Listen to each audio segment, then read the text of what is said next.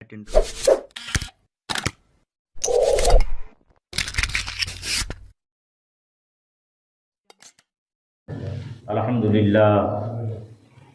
الذی فضل سیدنا و مولانا محمدا صلی اللہ تعالی علیہ وسلم علی العالمین جمیعا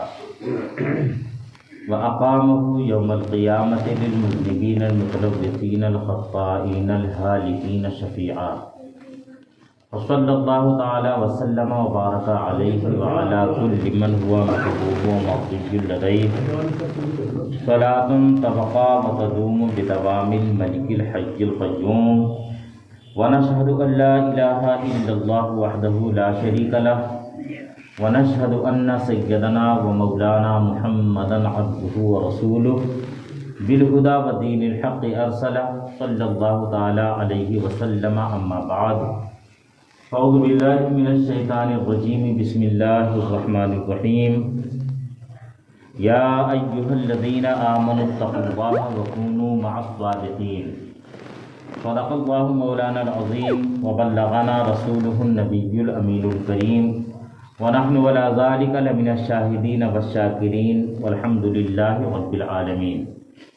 برادران ملت اسلامیہ، قابل قدر بزرگوں، نوجوان دوستوں، آئیے ہم آپ سب مل کر انتہائی ادب و احترام کے ساتھ اپنے و ساری کائنات کے مرکز عقیدت آقائے دو جہاں حضور رحمت عالم نور مجسم جناب احمد مصطفیٰ محمد عربی روحی فدا صلی اللہ تعالی علیہ وسلم کی بارگاہ اقدس میں درود پاک پڑھنے کی سعادتیں حاصل کر لیں۔ پڑھیں اللہم صلی علی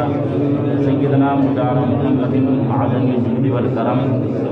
منبع العلم والحلم والحکم وآلہ الکرام اجمعین وبارک وسلم دائما ابدا سرمدا۔ میرے ساتھ مل کر پڑھیں الصلاۃ والسلام علیک یا رسول اللہ، الصلاۃ والسلام علیک یا حبیب اللہ، الصلاۃ والسلام علیک یا نبی اللہ وعلی آلک وصحابک یا نور اللہ صلی اللہ تعالی علیہ وسلم۔ کتاب سیرت خواجہ کا ہر عنوان زندہ ہے، کتاب سیرت خواجہ کا ہر عنوان زندہ ہے، قیامت تک وہ کردار عظیم الشان زندہ ہے۔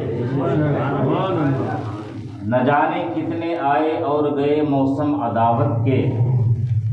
نہ جانے کتنے آئے اور گئے موسم عداوت کے، مگر گلزار حق کا وہ گل ریحان زندہ ہے۔ نچھاور ہو رہے ہیں وقت کے مہر و مہو انجم، نچھاور ہو رہے ہیں وقت کے مہر و مہو انجم، چراغ عظمت ہندل ولی ہر آن زندہ ہے، چراغ عظمت ہندل ولی ہر آن زندہ ہے۔ نہ بھولیں گے کبھی ایمان والے ان کی قربانی، نہ بھولیں گے کبھی ایمان والے ان کی قربانی، فصیل دل پہ ان کا پرچم احسان زندہ ہے، فصیل دل پہ ان کا پرچم احسان زندہ ہے۔ یہ وہ دہلیز ہے جس پر جھکی رہتی ہے سرداری، یہ وہ دہلیز ہے جس پر جھکی رہتی ہے سرداری، فقیری میں شہنشاہی کی ایسی شان زندہ ہے، فقیری میں شہنشاہی کی ایسی شان زندہ ہے۔ حکومت آج بھی ہے سرزمین ہند پر ان کی، حکومت آج بھی ہے سرزمین ہند پر ان کی، عطائے مصطفیٰ کا چشتیہ ایوان زندہ ہے، عطائے مصطفیٰ کا چشتیہ ایوان زندہ ہے۔ نہیں اس آستہ پر امتیاز مذہب و ملت، نہیں اس آستہ پر امتیاز مذہب و ملت، محبت بٹ رہی ہے عظمت انسان زندہ ہے، محبت بٹ رہی ہے، عظمت انسان زندہ ہے، نبی کے شہر کی خوشبو ہے اجمیری فضاؤں میں، نبی کے شہر کی خوشبو ہے اجمیری فضاؤں میں، جسے پا کر بہار باغ ہندوستان زندہ ہے، جسے پا کر بہار باغ ہندوستان زندہ ہے۔ سکون قلب لو اے غمزدو اجمیر میں جا کر، کسی اور نے لکھا تھا کہیں اور سے،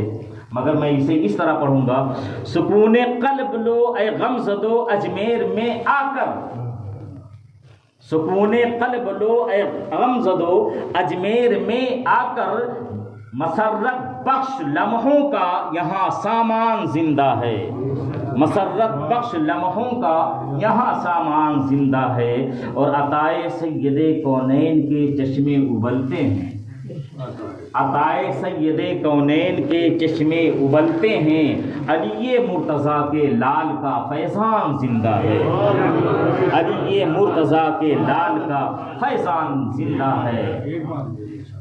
عطائے سید کونین کے چشمے ابلتے ہیں،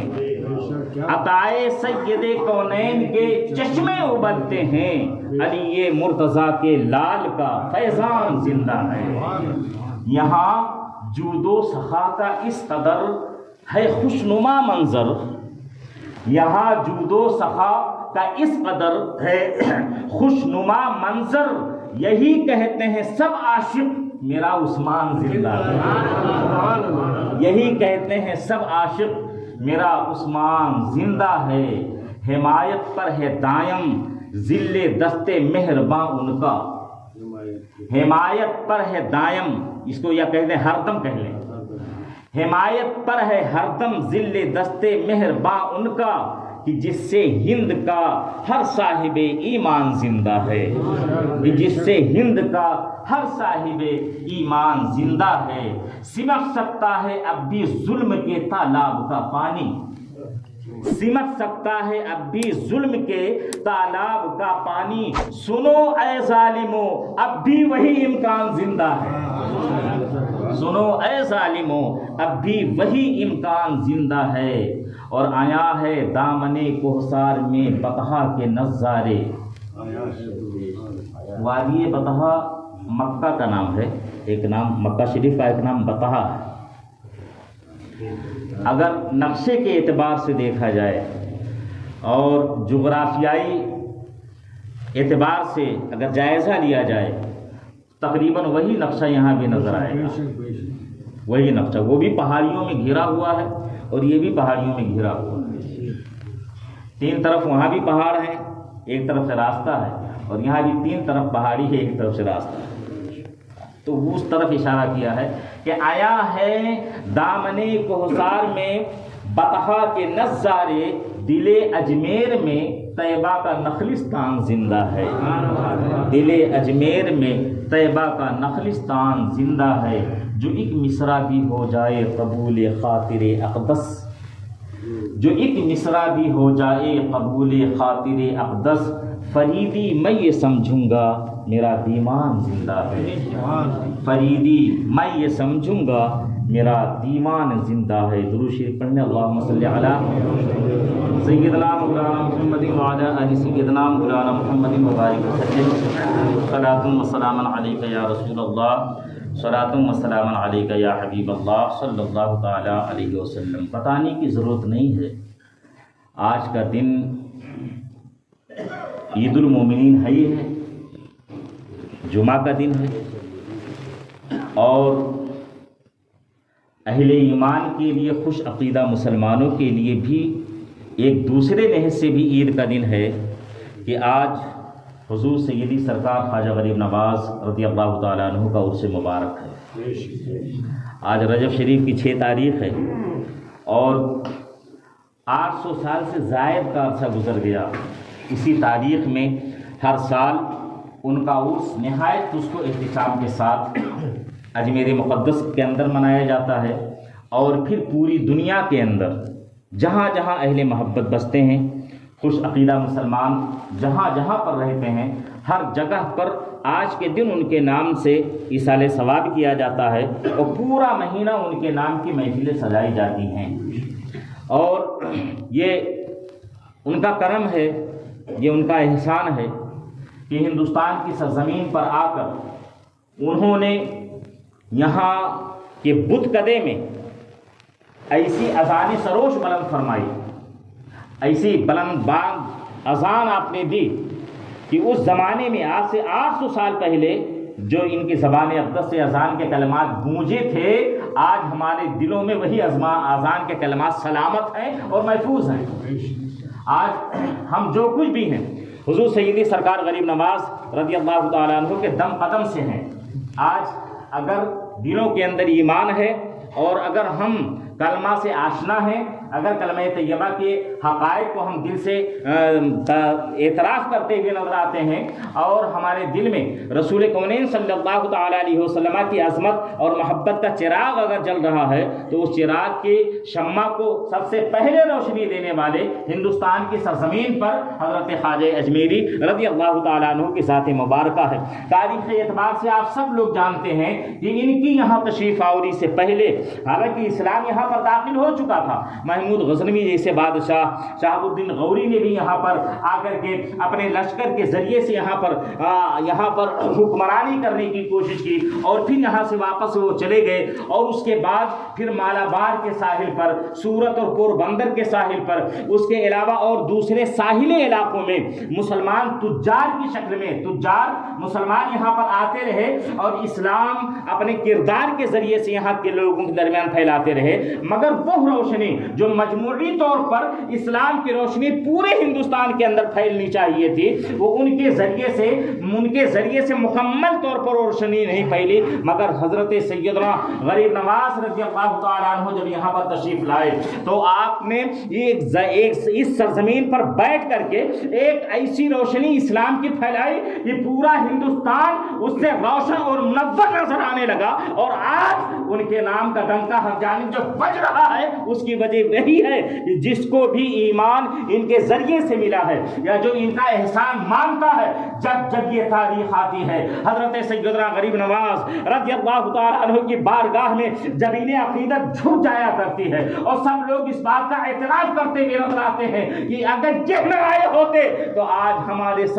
سر بھی نہ جانے کتنے خداؤں کے سامنے جھک رہا ہوتا، نہ جانے کتنے باطل معبودان کے سامنے ہم اپنے سر کو جھکا کر اپنے آپ کی تذلیل ہم کر رہے ہوتے، مگر سلام ہو خواجہ غریب نواز کہ آپ نے ہماری پیشانی کو ایک خدا کے سامنے جھکا کر ہزاروں خداؤں کے صدوں سے ہماری پیشانی کو ہمیشہ کے لیے آزاد فرمایا۔ حضور سیدنا غریب نواز رضی اللہ تعالیٰ عنہ کا احسان ہے، یہ ان کا فیض ہے۔ 800 سال پہلے جو چراغ یہاں پر روشن ہوا تھا اس کی روشنی آج پورے ہندوستان کے اندر نظر آ رہی ہے، اور اللہ رب العزت نے یہ مقام انہیں جو عطا فرمایا یہ اپنی مرضی سے نہیں، اللہ کا انتخاب یہ تھے، اللہ کے چنندہ یہ تھے، اللہ رب العزت کی بارگاہ میں گویا یہ فیصلہ ہو چکا تھا کہ ہندوستان میں اسلام کا چراغ معین الدین روشن کرے گا، اور چنانچہ ویسے ہی ہوا۔ بچپن کا عالم اگر دیکھا جائے اور ان کی ولادت طیبہ کا حال اگر معلوم کیا جائے، ان کے آباء و اجداد کا حال معلوم کیا جائے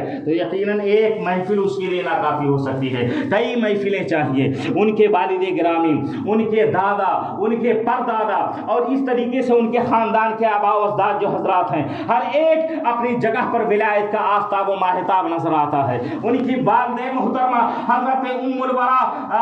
ام الورا ماہ نور رحمت اللہ تعالی علیہ اپنے زمانے کی عابدہ اور زاہدہ نظر آتی ہیں، اور ان کے والد حضرت سیدنا غیاث الدین حسن سنجری رحمت اللہ تعالی علیہ اپنے زمانے کے ولی کامل نظر آتے ہیں، اپنے زمانے کے حافظ قرآن ہیں۔ ان کا واقعہ میری نظروں سے گزرا کہ اس زمانے میں جب حضرت سید غیاث الدین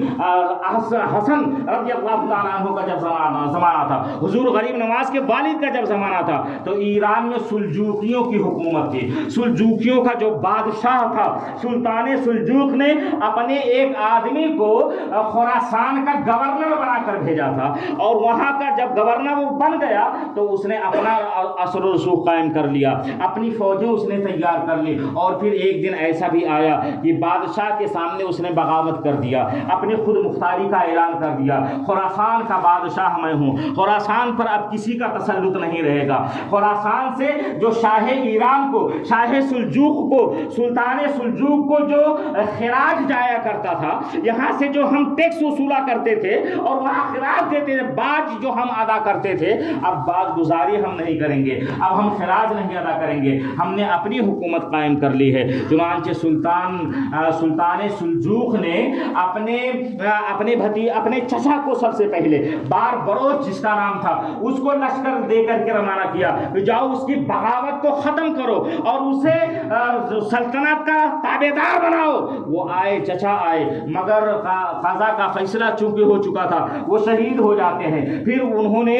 بادشاہ نے، سلطان سلجوق نے اپنے بھتیجے کو یا اپنے بھائی کو بھیجا جس کا نام سنجر تھا، اس بھائی کا نام سنجر تھا، اپنا لشکر، ایک بہت بڑا لشکر لے کر وہ ایران کے اس علاقے سے جہاں پر حکومت تھی وہاں سے خراسان کی جانب چلا۔ ابھی اصفہان کے طرف وہ بڑھ رہا تھا، اصفہان سے ابھی چند قدم یا چند منزل وہ آگے بڑھا تھا کہ اچانک فوج کے اندر ایک وبا پھوٹ پڑتی ہے، ہیضے کی وبا، یعنی ڈائریا اور قئی کی وبا پیدا ہو جاتی ہے۔ اور اس زمانے کے اندر یہ ایک بلا ہوتی تھی، ایک وبا ہوتی تھی، ایک بیماری ہوتی تھی جو پھیلتی تھی بڑی تیزی کے ساتھ، اور بڑی جلدی جلدی لوگ لقمہ اجل بنتے چلے جایا کرتے تھے، لوگ بہت جلدی جلدی موت سے ہمکنار ہوتے چلے جاتے تھے اس زمانے میں۔ جیسے ابھی آج کے دور میں ابھی نئی وبا جو آئی تھی ہماری نگاہوں کے سامنے، جس کے اثرات بعض جگہوں پر آج بھی پائے جا رہے ہیں، اس زمانے میں ہیضے کی وبا پھیلتی تھی تو پھیلتی چلی جاتی تھی۔ تو وہ اس نے جب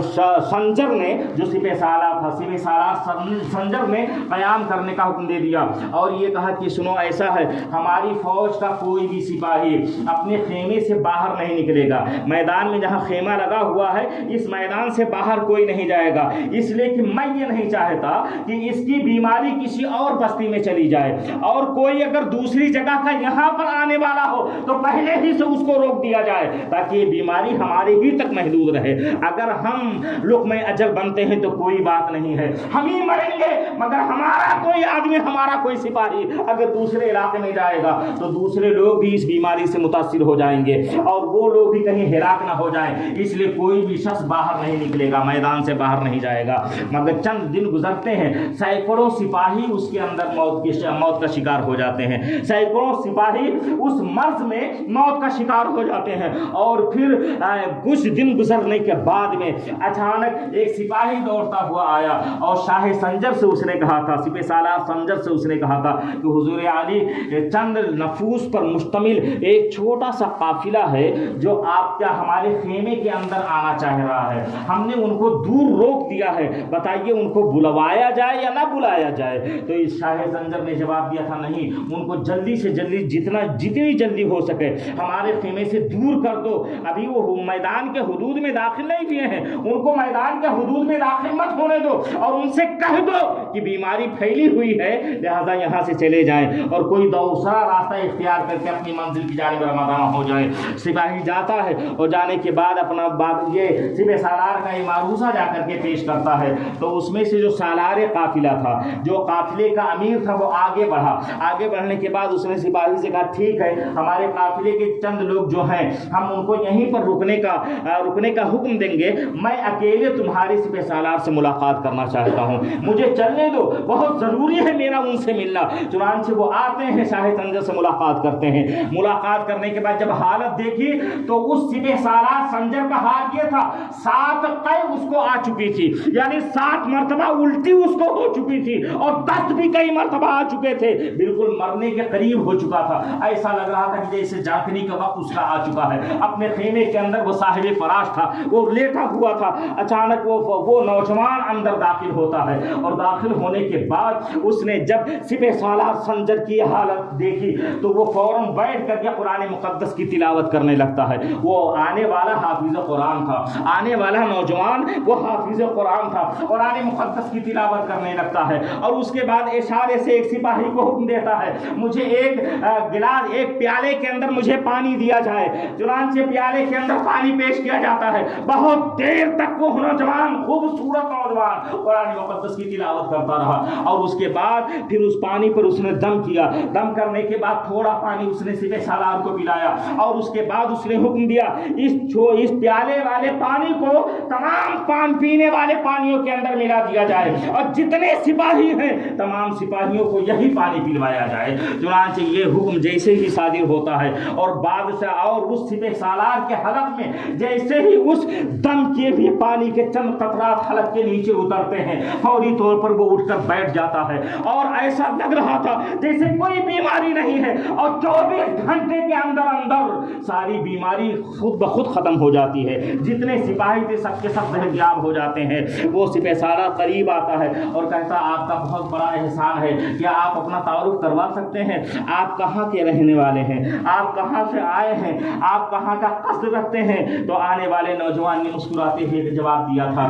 कि सुनो, मैं संजर का रहने वाला हूँ और मेरा नाम सैयद गयासुद्दीन है। आप जरा अंदाजा लगाएं, मेरा नाम सैयद गयासुद्दीन हसन है। ये हुजूर सैयदना गरीब नवाज के वालिद मोहतरम हैं जो लोगों को शिफा बख्शते हुए नजर आ रहे हैं। अल्लाह रब्बुल इज्जत ने ऐसी ज़बान में तासीर अता फरमाई कि अगर बीमार है दम करके पानी दे दिया तो उस दम किए हुए पानी की बरकत से अल्लाह ने उसे शिफा अता फरमा दी। ये उनके वालिद मोहतरम की करामत का यह हाल है। तो वो जानते सिपह सालार कहने लगा अच्छा ये दोहरा एहसान है जो आपने मुझ पर किया है। हजरत गयासुद्दीन अलैहिस्सलाम ने फरमाया दोहरा एहसान कौन सा? मैं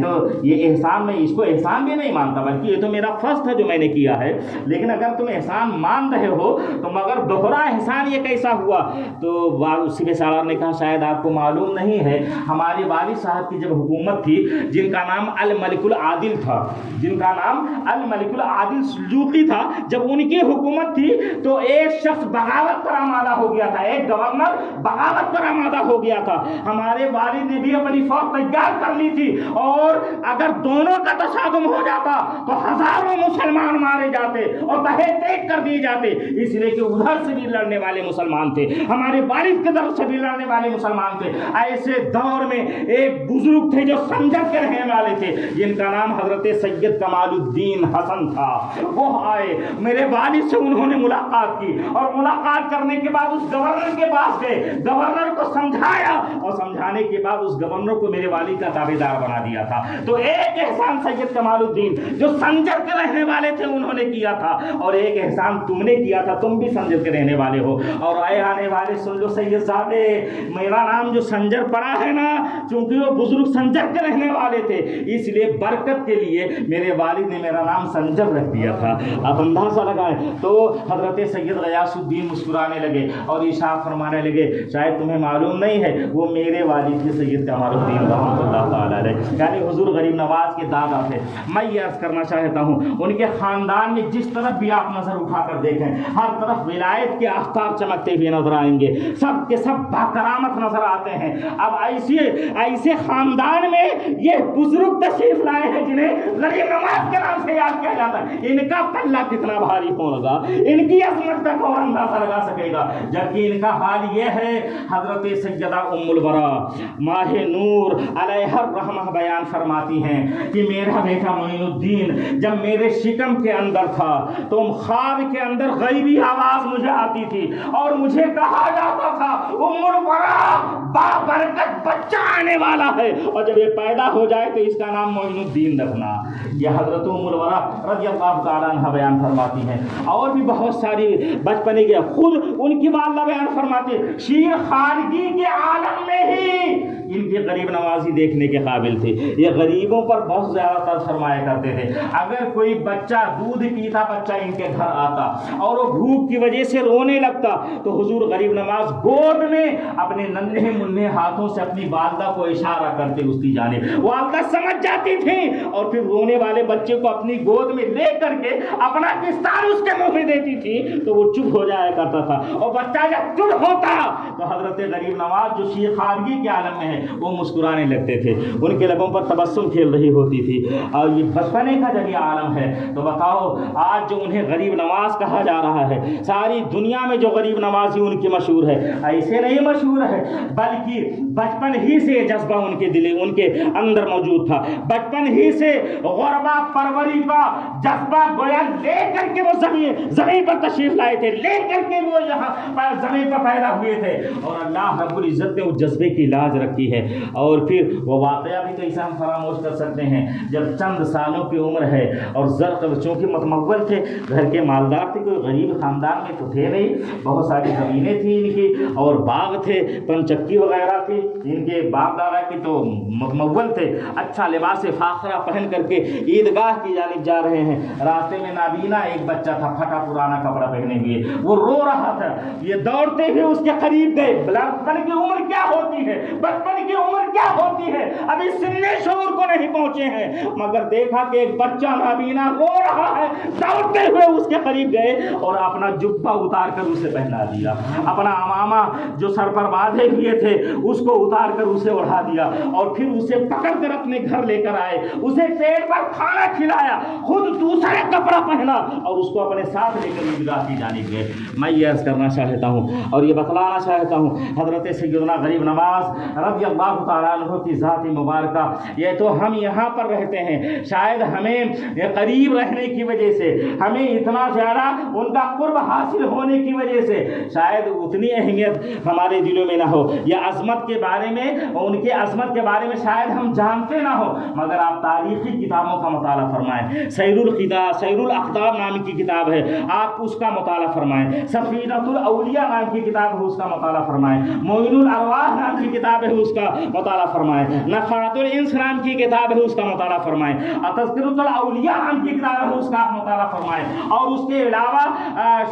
शाहजहां की लड़की जहां आरा बेगम ने जो किताब लिखवाई थी, जो लिखी थी उसने खुद ने, आप उस किताब का मुताला करें तो आपको पता चलेगा हज़रत सैयदना गरीब नवाज़ रज़ी अल्लाह तआला अन्हु की शान क्या है। बारगाह मुस्तफ़ा में जिसको शर्फ़ बारियाबी हासिल हो जाए, रसूल कौनैन सल्लल्लाहु तआला अलैहि वसल्लम के आस्ताने पर बिल मुशाफ़ा जिसकी हाज़िरी हो जाए और हुजूर अपने ज़ाहिरी जिस्मो जिस्मानियात के साथ जिसके सामने जलवा नुमा हो जाए, बताओ उसके मकाम की बुलंदी का कौन अंदाज़ा लगा सकता है। और फिर ये भी तो अज़मत की बुलंदी है, हुजूर गौसे आज़म से जो कराबती रिश्तेदारी उनकी है वो भी अपनी जगह पर है। एक रवायत के अंदर है कि ददिहाली रिश्ते से, दादी वाले रिश्ते, दादा की जानिब के रिश्ते से हज़रत सैयदना गौसुल आज़म रज़ी अल्लाह तआला अन्हु ये मामू लगते हैं, और एक रिश्ते की वजह से खालाजाद भाई लगते हैं। ननिहाली रिश्ते के जानिब से अगर देखा जाए तो खालाजाद भाई लगते हैं। यही वजह है कि हुजूर सैयदना गौसुल आज़म रज़ी अल्लाह तआला अन्हु की बारगाह में कई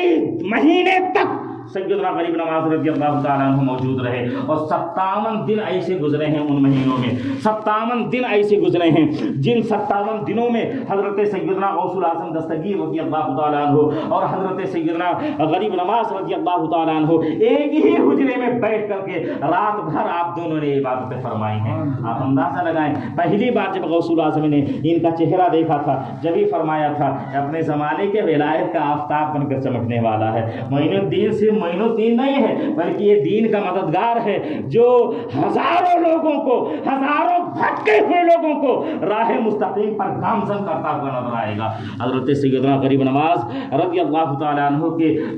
पैदाइशी वली तो हैं ही, इसमें कोई शुबहा नहीं। तालीम और तरबियत तो वालिदैन से मिली है, मगर बहुत ज़्यादा अरसा अपने वालिद का निगाहों के सामने इनका नहीं गुजरा। 14 साल की उम्र मुबारक में वालिद साहब दादे मफारकत दे गए, और उसके बाद कुछ ही साल और गुजरे थे कि वालिदा मुहतरमा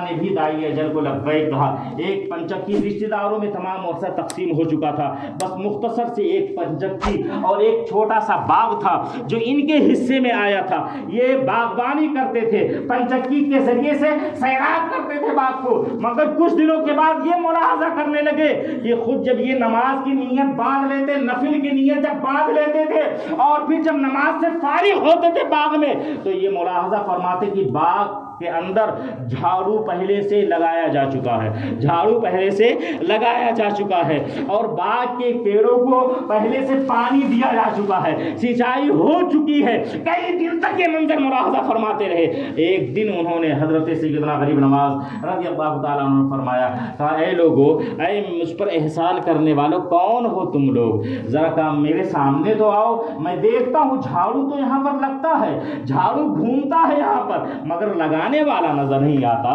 پانی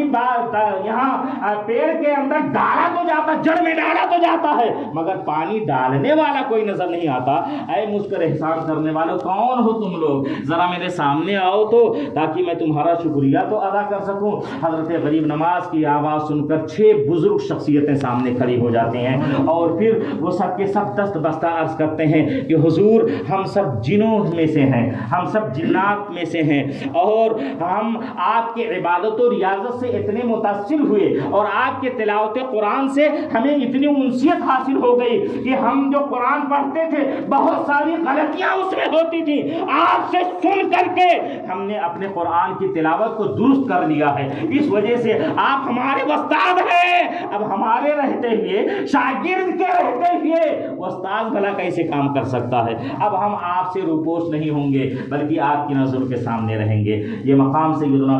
غریب نواز رضی اللہ تعالیٰ عنہ کا ہے. اور پھر دل کی دنیا کے اندر انقلاب تو اس وقت آتا ہے جب وہ مجذوب بزرگ آتے ہیں باغ کے اندر, اور انہوں نے لا کر کے ادب و احترام کے ساتھ لا کر کے ایک سائے دار پیڑ کے نیچے انہیں بٹھایا, انگور کا خوشہ توڑ کر کے لا کر کے دیا, پیش کیا ان کی بارگاہ میں, ادب کے ساتھ ان کے سامنے 2 زانو ہو کر ہاتھ باندھ کر کے بیٹھ گئے. وہ بزرگ کھاتے جاتے تھے,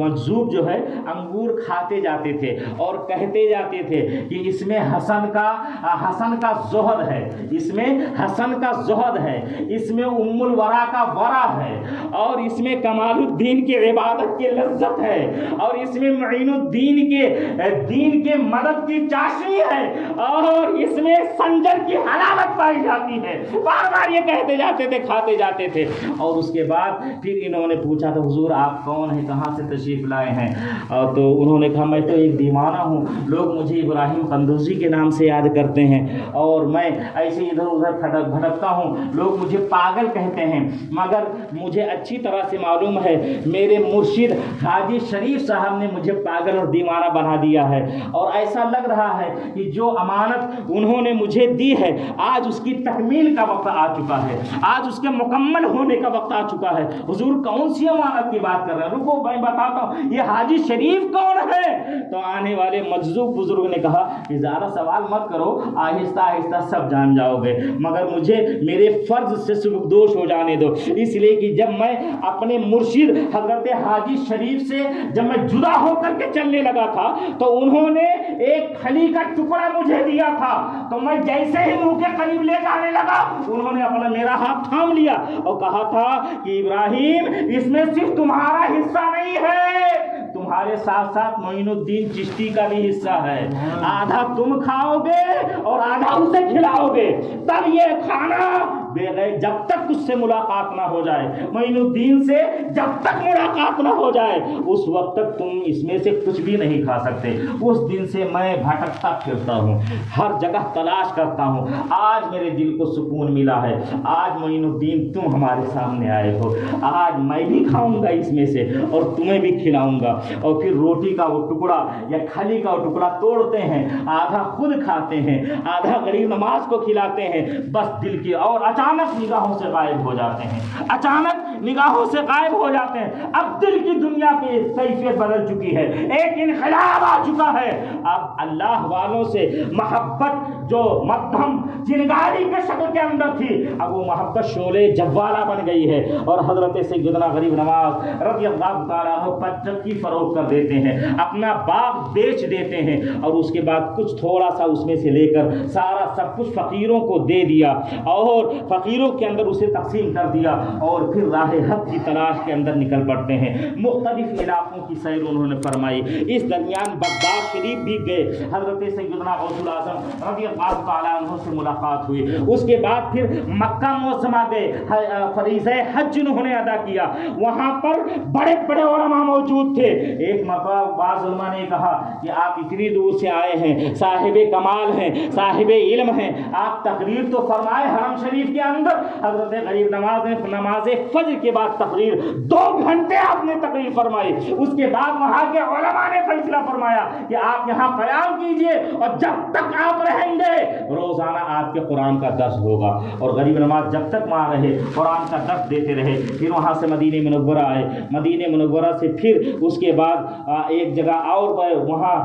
سمرقند، بخارا، نیشا پور وغیرہ ہوتے ہوئے پھر آپ اس قصبے کے اندر پہنچتے ہیں جس کا نام قصبہ ہارون تھا. اصفہان کے قریب میں، ایران میں، یعنی ملک ایران میں اصفہان کے قریب میں ایک چھوٹا سا قصبہ جس کا نام ہارون تھا، وہاں پر تشریف لے گئے. وہاں پر حضرت خواجہ عثمان ہارونی رحمۃ اللہ تعالی علیہ مرض خلائق ہیں اور تمام بہت سارے بزرگ علماء، پورا مجمع لگا ہوا ہے. حضرت غریب نواز ایک کونے میں جا کر کے بیٹھ جاتے ہیں. جب یہ اپنی گفتگو ختم کر لیتے ہیں حضرت خواجہ عثمان ہارونی رحمۃ اللہ تعالی علیہ تو اچانک آواز دیتے ہیں، آج تو مجھے دوست کی خوشبو آ رہی ہے، آج تو مجھے دوست کی خوشبو آ رہی ہے. اور اس کے بعد کھڑے ہوتے ہیں اپنے جگہ سے، اپنے بیٹھنے کی جگہ سے کھڑے ہوتے ہیں اور مجمع کو ہٹاتے ہوئے اس جگہ پر گئے جہاں پر حضرت سیدنا غریب نواز رضی اللہ تعالیٰ عنہ تشریف فرما تھے. ان کا ہاتھ تھاما اور ہاتھ تھام کر کے اپنے گدی کے قریب لے کر آئے اور پھر اس کے بعد انہیں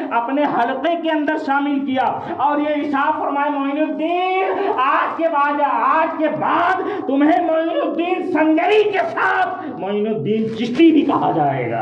اتنا جب سنا تو حضرت غریب نواز نے پوچھا، آپ نے جس سلسلے میں مجھے مرید کیا ہے کیا وہ چشتیہ سلسلہ ہے؟ تو مرشد نے فرمایا ہاں یہی چشتیہ سلسلہ. کہا اب میرے دل کو سکون مل گیا، اس لیے کہ وہ بزرگ نے مجھے کہا تھا کہ ایک زمانہ آئے گا کہ تم معین الدین چشتی کہلاؤ گے، اور مجھے معین الدین چشتی کے نام ہی سے انہوں نے مخاطب کیا تھا. اس لیے میں سمجھ گیا تھا کوئی چشتی بزرگ ہے جس کے پاس میرا حصہ رکھا ہوا ہے اور مجھے وہاں سے مل جائے گا. آج میرے دل کی مراد پوری ہو گئی. اور پھر ایک زمانے تک حضرت سیدنا غریب نواز رضی اللہ تعالیٰ عنہ اپنے مرشد کے ساتھ رہے. مختلف علاقوں کی آپ نے سیر کی اور پھر 20 سال گزر جانے کے بعد اپنے والد اپنے مرشد کے ساتھ رہنے کے بعد پھر اس کے بعد مدینہ منورہ پھر مکہ معظمہ کی جانب ہجرت،